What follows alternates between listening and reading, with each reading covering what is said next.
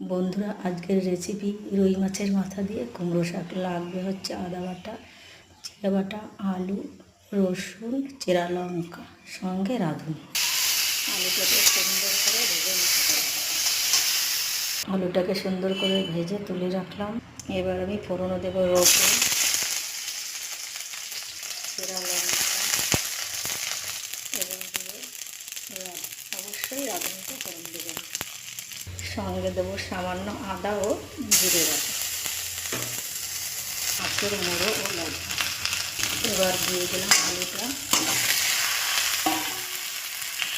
দিয়ে দিলাম জল।